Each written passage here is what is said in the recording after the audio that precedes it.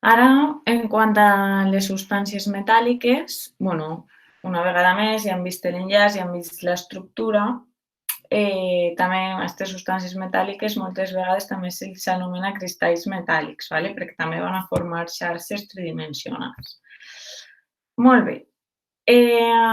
Propietat que coneixem tots dels metalls és que són grans conductors del corrent elèctric, de l'electricitat. Ja sabeu, degut a la seva estructura, al tindre electrons en moviment, llavors es fan molt bons conductors.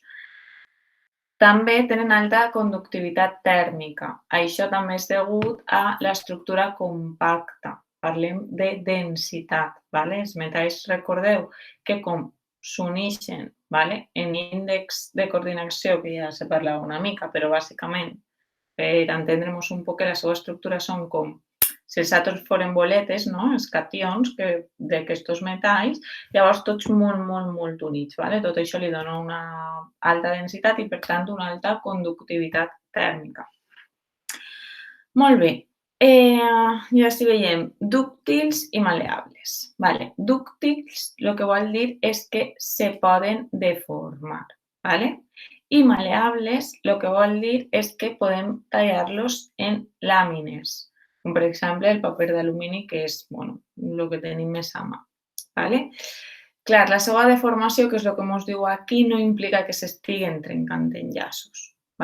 Simplement que sí que els anem a poder deformar. Jo intento explicar sempre l'enllaç metàl·lic com si, per exemple, el paper d'alumini, sabem que són cations d'alumini que estan envoltats d'estos electrons de valència que no paren de fer voltes. Estos electrons ens tenim que imaginar com una pasta de xicle, com si dins del xicle hi hagueren miniboles totes unides entre ells per aquesta pasta de xicle, i per tant està facilitat de manejar-los.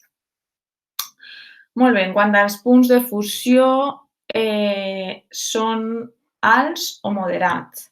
Anem a parlar una mica com van evolucionar dins de la taula periòdica. Molt bé. On estic? En la mateixa família.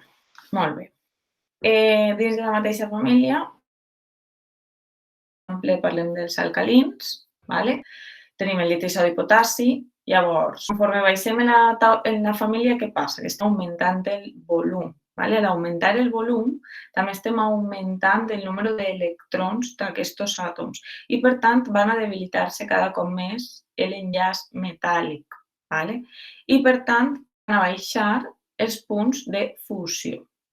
Per tant, el punt de fusió dels metalls baixa en el grup, però en el període augmenta, degut a que estan augmentant els electrons de valència cap a baix. El que fem és augmentar el número d'orbitals. Cada vegada hi ha més orbitals.